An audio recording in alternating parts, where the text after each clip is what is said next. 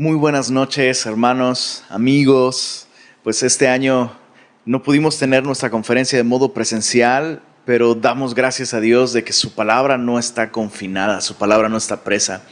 Y damos gracias a Dios porque la tecnología nos permite seguir escuchándole y seguir buscándole como hombres. Necesitamos esto, necesitamos tiempos en los que nos acercamos a la palabra de Dios como hombres, buscando que Él haga de nosotros los hombres que Él desea que seamos. Y continuando con nuestra conferencia, el día de hoy vamos a ver el tema número 2, que se titula Acrisolado, en Primero de Reyes, capítulo 17, versos 8 al 24. Y en esta sección veremos cómo Dios está haciendo justamente esto. Dios está haciendo de Elías el hombre que Él desea que sea. Elías ya aprendió a depender de Dios y a confiar en Dios en el arroyo de Querit, pero Dios aún quiere purificar su fe y purificar la vida de Elías. Y justamente en esa sección vemos cómo Dios lo envía a Sarepta de Sidón, y es un lugar muy interesante porque Sarepta significa crisol, que es este recipiente en donde el oro fundido es purificado de todas las impurezas y de las escorias. Y eso es lo que Dios está haciendo con el profeta Elías. Y eso es lo que Dios quiere hacer con nosotros también. Dios desea que seamos hombres de fe, hombres con una fe purificada. Y sabes, no nos gusta la idea de que Dios tenga que purificarnos, pero eso es exactamente lo que Dios quiere hacer. Dios no solo quiere que confiemos en Él, Dios quiere que nuestra fe sea cada vez más pura y más verdadera y más valiosa. Esto me recuerda a las palabras del apóstol Pedro en Primera de Pedro, capítulo 1. Pedro habla acerca de cómo es necesario, fíjate, necesario que tengamos que ser afligidos en diversas pruebas, para que sometida a prueba vuestra fe, mucho más preciosa que el oro, el cual aunque perecedero se prueba con fuego, sea hallada en alabanza, gloria y honra cuando sea manifestado Jesucristo. Entonces, el oro que es valioso necesita ser probado para asegurarse de su valor. ¿Cuánto más necesitamos que nuestra fe sea probada, que nuestra fe sea purificada, limpiada de aquellas cosas que no son valiosas, que no son fe? Y eso es lo que Dios va a hacer con Elías. En la sección que vamos a estudiar el día de hoy, veremos cómo Dios va a usar dos circunstancias para purificar la fe de Elías, para acrisolar al profeta. Dios va a usar escasez y muerte. Pero me gustaría poner este tiempo en manos de Dios y pedir al Señor que Él nos hable a través de su palabra. Señor, te damos gracias porque podemos descansar en tu fidelidad y en tu bondad, aun cuando la temperatura de las pruebas y el fuego de prueba aumente en nuestra vida. Podemos descansar en ti, Señor, y podemos confiar en que tú no deseas arruinarnos, Señor. Cualquier circunstancia difícil en nuestra vida, tú estás en control de ella y tú las permites para acrisolarnos, finalmente para dejarnos con aquello de más valor, Señor. Así que te pedimos que esta noche abras nuestros corazones al consejo de tu palabra. Y por favor, Señor, sigue hablándonos y sigue purificándonos y sigue lavándonos a través del agua de tu palabra. Lo pedimos en el nombre de Jesús. Amén. Bien, dijimos que Dios va a usar dos circunstancias para acrisolar al profeta y acrisolar su fe. Escasez en los versos 8 al 16 de Primero de Reyes 17 y muerte en los versos 17 al 24. Pero veamos primero la escasez. Dice así, Primero de Reyes 17, versos 8 en adelante. Dice: vino luego a él palabra de Jehová diciendo: levántate, vete a Sarepta de Sidón y mora allí. He aquí que yo he dado orden allí a una mujer viuda que te sustente. Entonces él se levantó y se fue a Sarepta. Es bastante interesante el momento en el que vino la palabra de Jehová al profeta Elías. Nuestro texto dice, vino luego a él palabra de Jehová. Bueno, ¿luego de qué? ¿O inmediatamente de qué? Inmediatamente, al momento en el que se secó el arroyo de Querit, vino palabra de Jehová. Luego que se secó el arroyo, vino palabra de Jehová. ¿Por qué? Bueno, porque probablemente el profeta Elías no hubiera estado dispuesto a escuchar al Señor antes de que este arroyo se secara. Y digo esto porque el lugar al que Dios está enviando al profeta y la persona y la razón por la que Dios está enviando al profeta ahí son razones completamente difíciles de aceptar. En primer lugar, Sarepta de Sidón se encuentra precisamente en Sidón, que es el lugar donde el papá de Jezabel es rey. Entonces, enviar al profeta Elías a Sidón sería enviar al profeta Elías no solo a territorio gentil, que ya sería bastante difícil para un judío, pero además lo está enviando a territorio hostil. Y eso significa entonces que Dios no solamente está sacando a Elías de su zona de confort, sino lo está enviando al lugar donde él sería más vulnerable y al lugar donde él estaría mucho menos cómodo. Y sabes, estoy seguro que el profeta Elías no hubiera estado dispuesto a ir a ese lugar tan incómodo para él y tan vulnerable, donde él sería tan vulnerable si hubiera tenido aún agua en el arroyo de Querit. Y la pregunta aquí para nosotros es, ¿cuál es tu arroyo de Querit? ¿Cuál es nuestro arroyo de Querit? Hay cosas que son buenas, que son provisión de Dios, pero que en un momento dado nosotros empezamos a depender de esos arroyos de Querit en lugar de depender de Dios. Y Dios sabe que esto es así y por eso Dios permite que algunos arroyos se sequen. Tal vez en momentos como estos que estamos viviendo, justamente uno de estos arroyos de Querit tal vez es tu cuenta de banco, o tal vez es tu cartera de clientes, o tal vez son, no sé, ponle el nombre que corresponda en tu caso. Pero hay arroyos que se tienen que secar, de otra manera no podemos escuchar al Señor. Me gusta cómo lo explica Warren Wiersbe. Warren Wiersbe dice, Dios quería que Elías confiara en el Señor y no en el arroyo. Y yo puse en mis notas, pero Elías no estaba listo para esa conversación. Seguramente has visto ese tipo de memes, ¿no? No sé, como por ejemplo, los chilaquiles remojados y aguados son mejores que los chilaquiles crujientes, pero no estás listo para esa conversación. Bueno, algo así. El Señor sabía que Él no estaba listo hasta que este arroyo se secara. Y bueno, la segunda razón por la que enviar al profeta a este lugar sería sumamente difícil de aceptar es porque Dios le dice, yo he dado allí orden a una mujer viuda que te sustente. Eso es, Dios mío, eso es tan difícil, tan extraño, ¿no? Particularmente en esas culturas y en esa época, una mujer viuda era conocida por ser extremadamente pobre. Era realmente poco común que existieran viudas con fuertes capacidades económicas. Y piensa esto, o sea, aún el día de hoy, si Dios te dijera que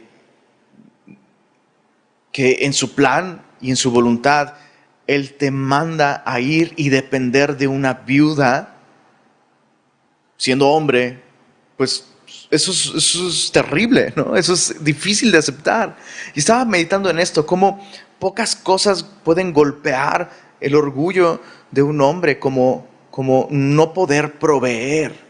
Ahora, esta es la situación en la que Elías se encuentra. Y no es que Elías sea un baquetón que no trabaja. No es que Elías sea un gorrón que vive de la generosidad de otras personas, abusando de su confianza, para nada. De hecho, la situación en la que están viviendo en este momento es mucho más complicada que la situación en la que nosotros estamos viviendo con la cuarentena, ¿no? El día de hoy tal vez hay escasez de trabajo, hay menos dinero, ¿no? Pero en ese tiempo el problema no era financiero y no era económico, el problema era que no había lluvia y sin lluvia no hay alimento. Entonces, Dios, es interesante, repito, probablemente para el profeta Elías hubiese sido más cómodo seguir en el arroyo y seguir comiendo de lo que los cuervos le llevan. Pero ahora Dios está enviando, insisto una vez más, está enviando al profeta a un nuevo escenario en el que el profeta debe dejar a un lado su orgullo y depender completamente del Señor. La manera en la que ahora debe depender de Dios significa depender de una viuda. Es terrible. Sigamos leyendo. En los versos 10 al verso 12 dice, entonces él se levantó, ya no hay agua en el arroyo, no tiene otra opción, y se fue a Sarepta. Y cuando llegó a la puerta de la ciudad, he aquí una mujer viuda que estaba allí recogiendo leña, y él la llamó y le dijo, te ruego que me traigas un poco de agua en un vaso para que beba. Y yendo ella para traérsela, él la volvió a llamar y le dijo, te ruego que me traigas también un bocado de pan en tu mano. Y ella respondió, vive Jehová tu Dios, que no tengo pan cocido, solamente un puñado de harina tengo en una tinaja y un poco de aceite en una vasija, y ahora recogía 2 leños para entrar y prepararlo para mí y para mi hijo, para que lo comamos y nos dejemos morir. Pues puedes imaginar la enorme sorpresa y la enorme prueba que significó para Elías ver finalmente la condición de la viuda a la que Dios estaba enviándole. O sea, es una viuda que está a punto de tomar su última comida. No solo es una viuda pobre, es una viuda que está en extrema pobreza al punto de que están a punto de comer ella y su hijo su última comida. Y llama la atención algo con respecto a esta mujer, antes de ver más sobre el profeta Elías. 2 cosas llaman mucho la atención sobre esta mujer. Pese a estar en una situación tan desesperada, ella está haciendo algo. Es decir, ¿qué más da si solo queda un poco de harina para un par de hotcakes, por decirlo así, ¿no? O sea, no ha llovido en la tierra. Aun si lloviera en el presente, probablemente la tierra está tan devastada que aun si lloviera ese día, no habría esperanzas de poder conseguir alimento. El ganado ha muerto, ¿no? Muchas otras fuentes de alimento han muerto, y ahora la mujer tiene solo un poco de harina, pero ella aún está buscando leña para cocinar su última comida y comer junto con su hijo, y después enfrentar pues un destino que ella considera inevitable. Y lo asombroso de esto es que ella está haciendo algo. Ella de alguna manera muestra algo de fe. Es como si Dios hubiera estado preparando a esta mujer para este encuentro con el profeta. La segunda señal de que Dios podría haber estado preparando a esta mujer para este profeta es precisamente que ella estuvo dispuesta a atender el llamado y las peticiones de este profeta. Una vez más quiero que medites. Si esta mujer está a punto de cocinar su último bocado para ella y para su hijo,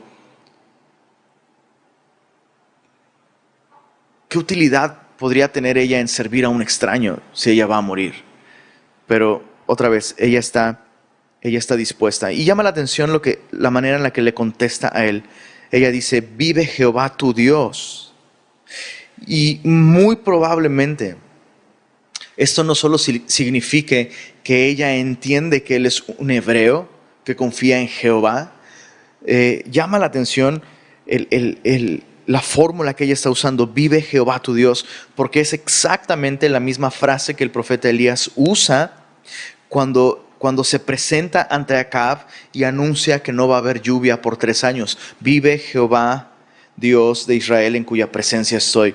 Entonces, sabemos por el resto de la historia que Jezabel, de hecho, mandó a buscar al profeta Elías en todos los reinos en donde ella tenía influencia y podía ella buscar al profeta. Hizo que declararan bajo juramento los gobernantes de otras naciones de que el profeta Elías no estaba en sus territorios. Entonces probablemente se corrió la voz, y especialmente en Sidón probablemente era sabido que el profeta Elías de Israel había ocasionado que no cayera lluvia durante 3 años seguidos. Entonces esta mujer no está, lo que quiero decir es que esa mujer no está en blanco.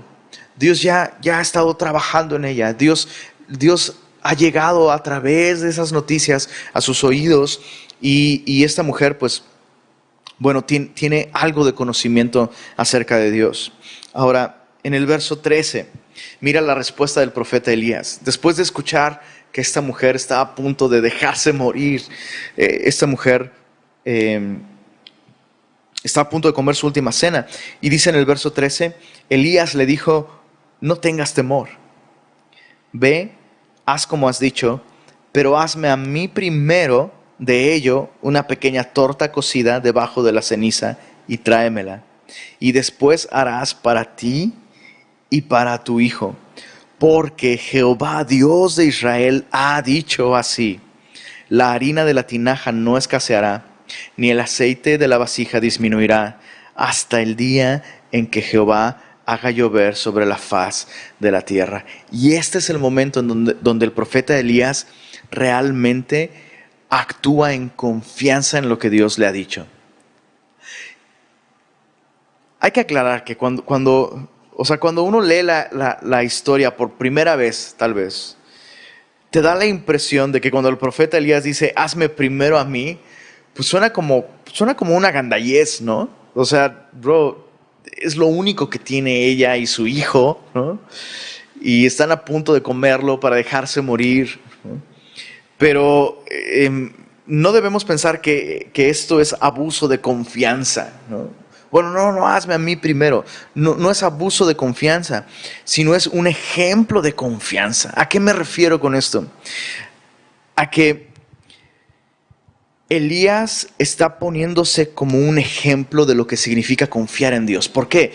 Porque él está diciéndole, Jehová Dios ha dicho que Dios va a sostenernos a ti y a mí de lo poquito que hay en esas tinajas. Y yo voy a poner primero el ejemplo de depender de Dios con esto poco que hay ahí. ¿Se entiende? O sea, Elías no está abusando de la confianza de esta mujer, está siendo un ejemplo de confianza. Y él es el que está poniendo el ejemplo de cómo yo creo que Dios va a multiplicar lo que está en esa tinaja, y yo voy a ser el primero en depender de Dios en esta situación. Y, ¿sabes? Creo que es esta confianza del profeta lo que hace que esta mujer tome la decisión de hacer exactamente como él está diciendo. Y este es un principio que tú y yo necesitamos reconocer y necesitamos vivir. No podemos demandar fe de aquellos que están alrededor de nosotros si nosotros mismos no somos un ejemplo de fe y no somos un ejemplo de confianza. Mira, en el verso 15 y 16 dice, entonces ella fue e hizo como le dijo Elías. Quiero repetir que la acción de esta mujer es una acción increíble y solo tiene sentido cuando entendemos que Dios ha estado obrando en ella de antemano y que las palabras del profeta son una expresión de fe que estimulan la fe de esta mujer. Dice, ella fue e hizo como le dijo Elías, y comió él y ella y su casa muchos días, y la harina de la tinaja no escaseó, ni el aceite de la vasija menguó, conforme a la palabra que Jehová había dicho por Elías.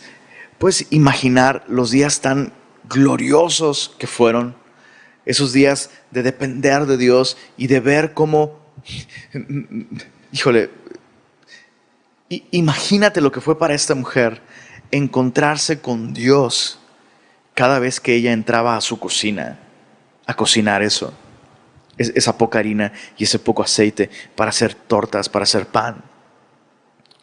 ¿Cómo fue posible esto?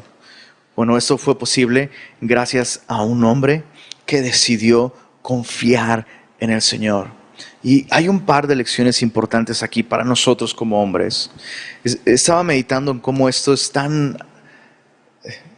adecuado para el tiempo en el que estamos viviendo, ¿no? Y hay algo en el profeta Elías, aquí en esta historia, que nosotros debemos aprender y debemos comenzar a hacer. Elías dejó claro que no era él quien sustentaría esa casa, sería el Señor. Y eso es algo que tal vez Dios ha estado tratando contigo, con nosotros, con todos nosotros como hombres, especialmente con los jefes de familia. ¿Perdiste tu empleo durante estos días difíciles? ¿Se agotaron tus ahorros? Bueno, busca maneras de generar ingresos y está bien que seas en ese sentido diligente para buscar maneras de llevar pan a la mesa, pero confía en Dios. Debes depender de Dios, debes de confiar en Dios. Me llama la atención cómo Dios no llenó estas tinajas de harina y de aceite. Dios mantuvo eso mínimo para una comida cada vez. Es como si Dios estuviera invitando al profeta a orar todos los días: Padre nuestro, el pan de cada día, dánoslo hoy.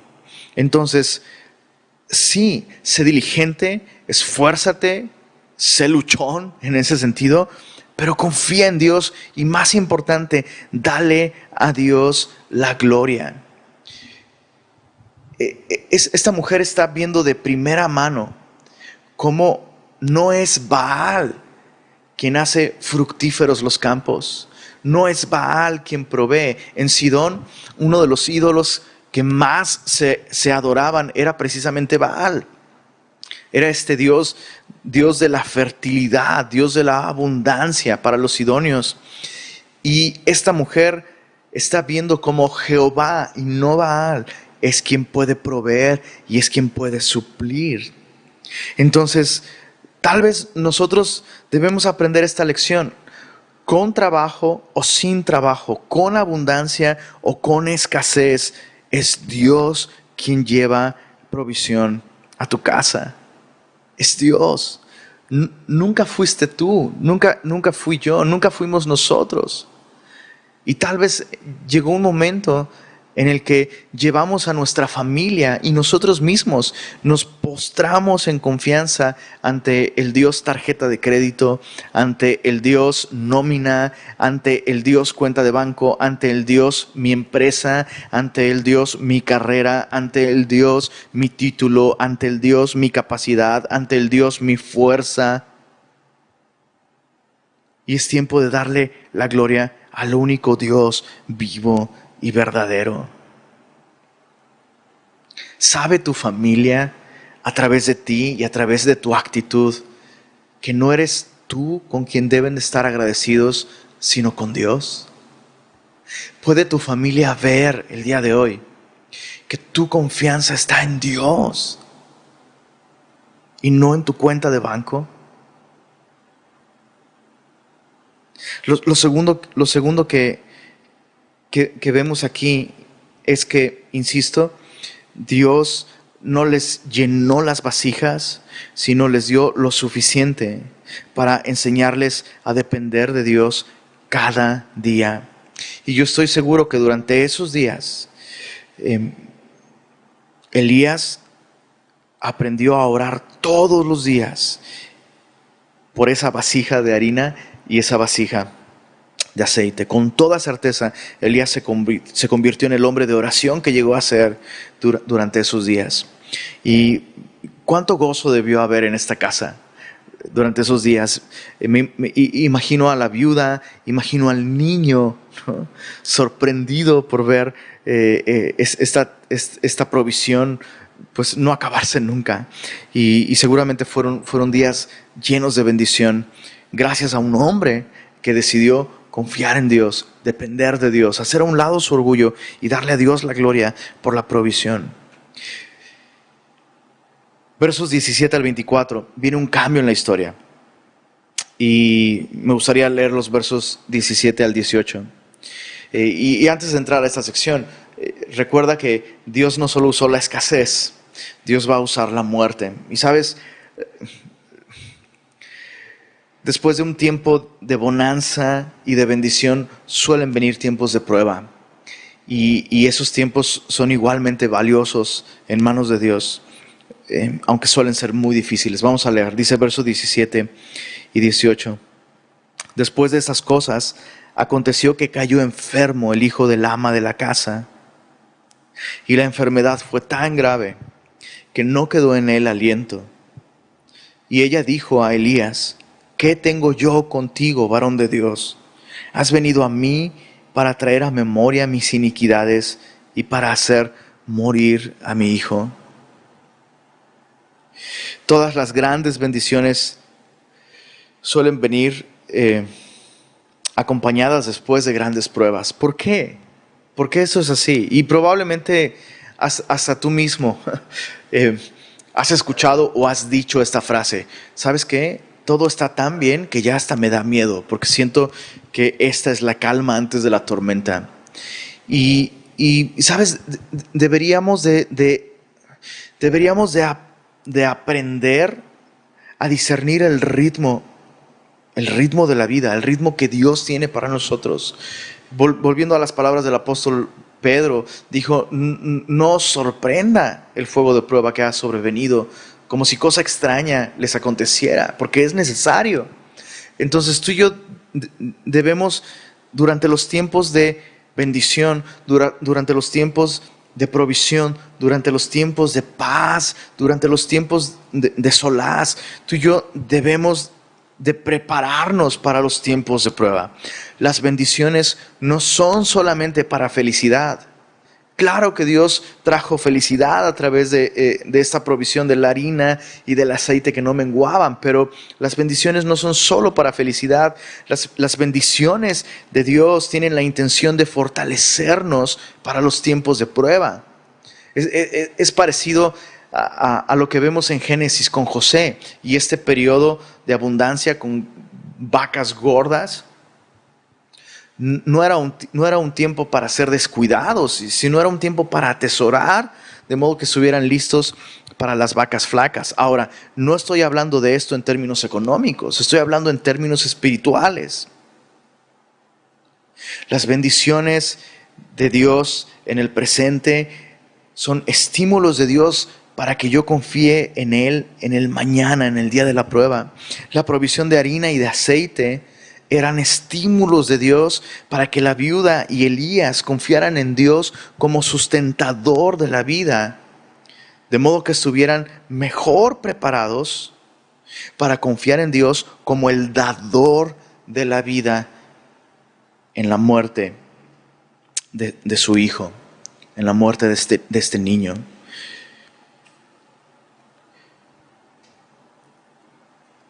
¿Qué estamos haciendo con las bendiciones que Dios está enviando a nuestra vida el día de hoy? ¿Estamos simplemente disfrutando de la felicidad de recibir esa provisión? ¿O estamos creciendo en el conocimiento de Dios? ¿Estamos meditando en cómo Dios puede sustentar nuestra vida y Dios también puede dar vida aún en los momentos de prueba más difícil? Dios está en control. Otra cosa que llama la atención antes de continuar es cómo nuestro servicio a Dios no es algo que nos exente del sufrimiento, de la enfermedad y de la muerte. O sea, uno lee esto y uno no puede evitar pensar que la casa en donde menos debía haber enfermedad y muerte debía ser esta casa. No solo porque está ahí el profeta Elías, sino porque esta mujer ha abierto su mano para dar lo poco que tiene, confiando en Dios y sirviendo a los propósitos de Dios.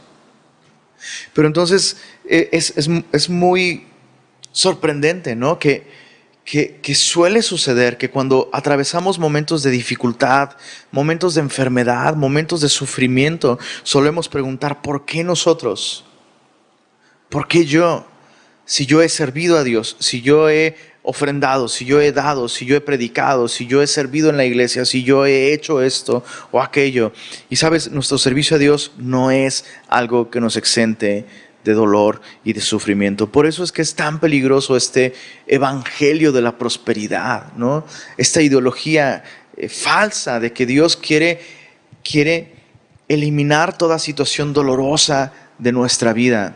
Lo que vemos en la Biblia es que más bien Dios quiere transformar esas experiencias dolorosas en experiencias de crecimiento, en confianza en Él. El sufrimiento es parte de las consecuencias de la caída de la humanidad y debemos aceptar que eso es parte inevitable de vivir aquí, en un mundo caído. Ahora, Dios no se complace en la muerte y en el dolor de su creación. Pero fíjate cómo esta mujer piensa que Dios envió a este profeta para hacer morir a su hijo. Y sabes, este es otro error que a veces cometemos como cristianos. O sea, vivimos pensando que Dios es la fuente del dolor y del sufrimiento. Incluso hay muchos que viven alejándose de Dios porque piensan que si se acercan a Dios, Dios les hará sufrir. No, mejor no leo la Biblia, mejor no voy a la iglesia, mejor no me acerco a Dios porque Dios me va a mandar pruebas y Dios me va a mandar sufrimiento. Pero escucha esto, ya de por sí vas a vivir una vida con sufrimiento y con dolor y con pruebas y con enfermedad sin Dios. Pero es mejor vivir estas cosas con Dios. Regresando a nuestra historia, Dios no envió al profeta para matar a su hijo, sino para salvarlo. O sea, Dios no envió al profeta Elías ahí para que su hijo muriera, sino precisamente porque Dios sabía que su hijo iba a morir. Y Dios envió a su profeta para usarlo como un medio para que él se glorificara resucitando a su hijo. La viuda no sabe esto. Ojo, Elías tampoco sabe esto hasta este momento. A él lo está tomando todo esto por sorpresa. Pero de entrada esto va tan a tono con lo que el Evangelio nos dice, que Dios no envió a su Hijo para condenar al mundo, sino Dios condenó a su Hijo en una cruz para salvar al mundo. Entonces deja de usar el sufrimiento en el mundo como una razón para alejarte de Dios. Deja de preguntarte, ¿por qué yo sufro? ¿O por qué fulanito sufre? ¿O por qué mi hijo sufre? ¿O por qué mi mamá sufre? ¿O por qué mi hermano sufre? La pregunta que te debes hacer es, ¿por qué el Hijo de Dios sufrió? Y Él sufrió en una cruz para darte vida eterna, para reconciliarte con Dios. Hay una necesidad más grande que alacenas llenas. O sea, piensa en esta situación. Esta mujer en este momento ya no ve la escasez de trigo y de aceite con los mismos ojos. ¿De qué serviría una casa llena de trigo y llena de aceite si su hijo ha muerto? Y eso es algo que tú y yo necesitamos entender el día de hoy. Hay necesidades más grandes que alacenas llenas en nuestra casa. Hay necesidad espiritual. Tal vez tienes familia que aún no ha confiado en el Señor. Y este es un tiempo que Dios quiere usar. Y Dios quiere usarte a ti para que otros confíen en el Señor y encuentren vida eterna. Pero vamos a ver la reacción del profeta. Verso 19 al 22. Dice así: Él le dijo, dame acá tu hijo. Entonces él lo tomó de su regazo. Es una escena muy difícil. Él le pide a su hijo y esta mujer, aún tiene a su hijo aferrada a su hijo en sus brazos. El texto nos da a entender que era un niño muy pequeño. Algunos comentaristas sugieren que no más de 4 o 5 años, lo cual también nos haría entender que esta mujer no tiene mucho tiempo que enviudó. Y puedes imaginar todo lo que está pasando por la mente de esta mujer. Dios me quitó a mi esposo, es lo que ella piensa. Y yo ya estaba dispuesta a perder a mi hijo, ya estaba dispuesta a dejarnos morir. Y Dios me da esperanza y finalmente me quita a mi hijo, no tiene sentido. Y esa mujer está aferrándose a este pequeñito. El profeta toma al niño de su regazo y lo llevó al aposento donde él estaba y lo puso sobre una cama, sobre su cama. Y clamando a Jehová, dijo: Jehová, Dios mío, aún a la viuda en cuya casa estoy hospedado, ¿has afligido, haciéndole morir a su hijo? Y se sentó y se tendió sobre el niño 3 veces y clamó a Jehová y dijo: Jehová, Dios mío, te ruego que hagas volver el alma de este niño a él. Y Jehová oyó la voz de Elías y el alma del niño volvió a él y revivió. Esta es una escena gloriosa. No hay otra escena en todo el Antiguo Testamento que se iguale en grandeza. ¿Por qué?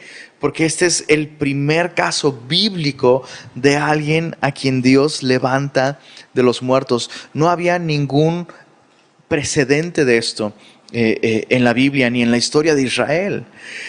Pero antes de saborear lo glorioso de este despliegue del poder de Dios, quiero que observes un par de cosas sobre cómo el profeta reacciona ante la muerte de este niño.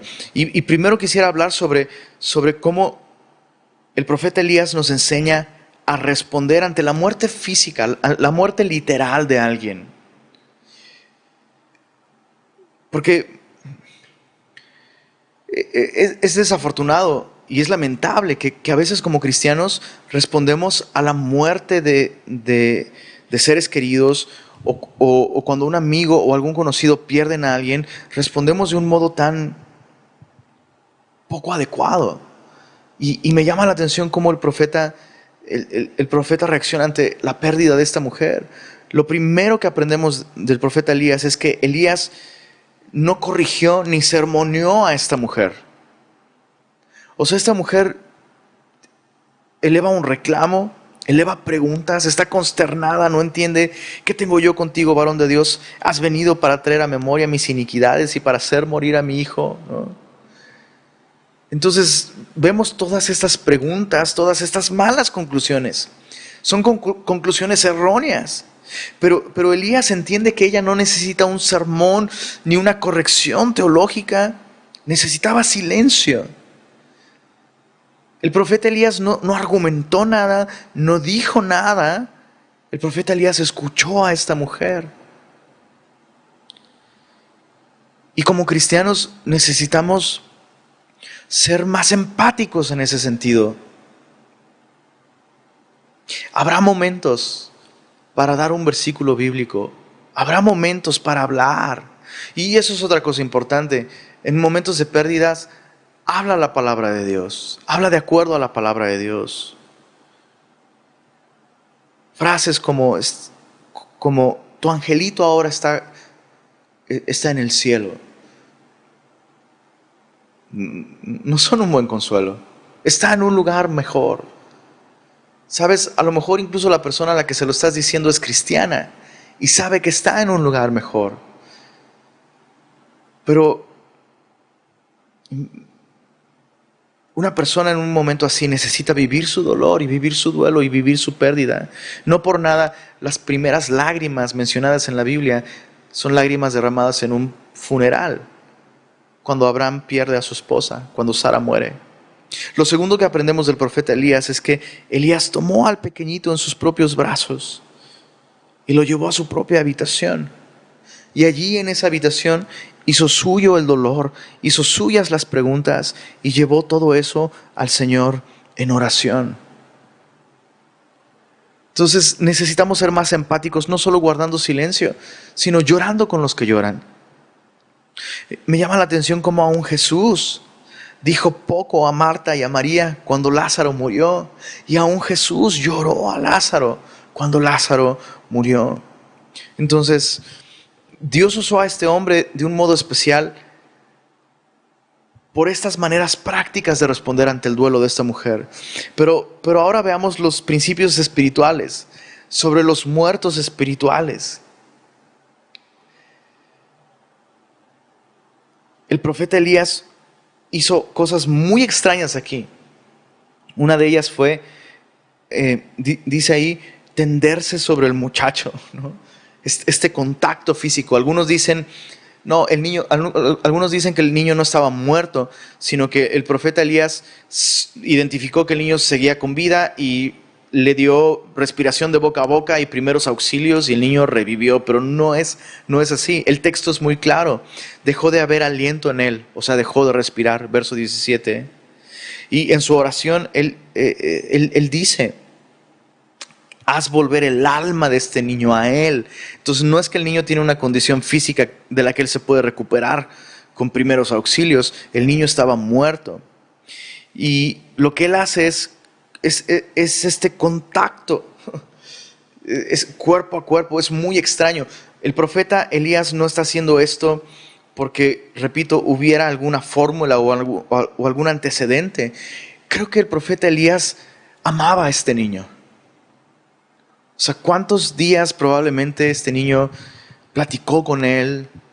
Probablemente le hacía preguntas. Mi hija, Sofía, apenas va a cumplir 3 años y ya platica y hace preguntas todo el tiempo.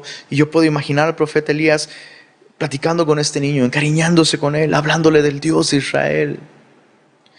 Probablemente este niño maravillándose de la harina multiplicándose, el aceite multiplicándose y haciéndole preguntas al profeta Elías. Y el profeta Elías contándole historias del Dios de Israel, contándole sobre la creación, sobre el éxodo, contándole sobre Moisés, sobre los mandamientos, sobre el cordero de la Pascua.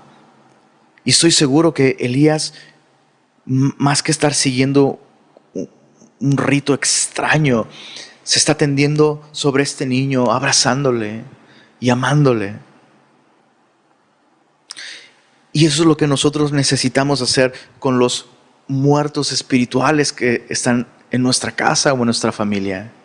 Aquellos que aún no han confiado en el Señor están muertos en delitos y pecados. Y lo primero que tenemos que hacer es seguir en este contacto amoroso con ellos. Lo segundo que el profeta Elías hace es oración perseverante. Elías oró 3 veces para que Dios reviviera a este niño. Y muchos dicen que orar más de una vez por algo es falta de fe. Bueno, Elías va a orar 7 veces en el próximo capítulo para que caiga lluvia. Jesús en el huerto de Getsemaní oró 3 veces que Dios le librara de la prueba. Entonces esto no es falta de fe, es oración perseverante. Entonces si tú tienes amigos, familiares que están muertos espiritualmente porque aún no han confiado en Cristo, mantén ese contacto amoroso con ellos y persevera en oración. Este niño resucita. Dios lo trae de entre los muertos, lo levanta de los muertos. Y dice el versos 22 al 24. Dice, y Jehová oyó la voz de Elías y el alma del niño volvió a él y revivió. Tomando luego Elías al niño, lo trajo del aposento a la casa y lo dio a su madre. Y le dijo Elías, mira, tu hijo vive. Entonces la mujer dijo a Elías, ahora conozco que tú eres varón de Dios y que la palabra de Jehová es verdad en tu boca. No sabemos si eso significa que esta mujer se convirtió al Dios de Israel. Pero lo importante aquí es que esta mujer reconoce que Elías es un hombre de Dios. Y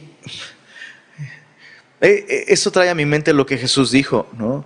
Sobre cómo el mundo podría reconocer si nosotros somos verdaderamente sus discípulos o verdaderamente hombres de Dios, si nos amamos unos a otros como Él nos ha amado. Y en este momento, pues, si me lo permites, la graduación del profeta Elías durante este tiempo de prueba, su graduación del crisol, es que esta mujer pagana puede reconocer completamente que Elías es un hombre de Dios. Ahora conozco que eres un varón de Dios. Y terminamos con esta reflexión. La provisión más valiosa de esa viuda y de ese niño no fue la harina y el aceite, sino un hombre de Dios, que dependía de Dios por medio de la oración y confiaba en Dios, haciendo a un lado su orgullo, haciendo a un lado su suficiencia, su autosuficiencia. Y esa es la provisión que Dios quiere traer a cada casa, a cada familia, a cada hogar. Hombres de Dios que confían en Él, que dependen de Él, que están dispuestos a salir de su zona de confort, que están dispuestos a darle a Dios la gloria y no al dinero, no al trabajo, no a la capacidad humana. Hombres de Dios que reconocen que la necesidad más grande en sus hogares no es necesidad económica, sino necesidad espiritual, aun cuando en tu casa sean todos cristianos. Si queremos que nuestras familias reconozcan que somos hombres de Dios, necesitamos ser hombres que van acompañados del Hijo resucitado. Cuando Elías se presenta ante esta mujer con el Hijo resucitado, es cuando esta mujer reconoce verdaderamente: eres un hombre de Dios. Ahora conozco que eres un hombre de Dios. Necesitamos ser ejemplos vivos del poder de la resurrección. Oramos. Señor, te damos gracias por cómo a través del profeta Elías nos haces ver la manera en la que tú estás usando la situación presente. Te rogamos, Señor, que nos ayudes a glorificarte en este cambio de circunstancias, en este tiempo de escasez, en este tiempo de sufrimiento, en este tiempo de muerte incluso, Señor. Perdónanos por todo el tiempo en el que apreciamos más la comodidad que la comunión contigo, Señor. Nos asombra ver cómo durante este tiempo de escasez tú nos estás llamando a verdaderamente buscarte y pasar tiempo en tu presencia, Señor. Perdónanos por todo ese tiempo, Señor, en el que tal vez nuestros afanes y nuestro ritmo de vida frenético, Señor, era una manera de huir de ti, de huir de la necesidad que nos rodea. El día de hoy nos has llevado, así como a Elías, nos has llevado cara a cara con la necesidad, principalmente la necesidad que hay en nuestra casa.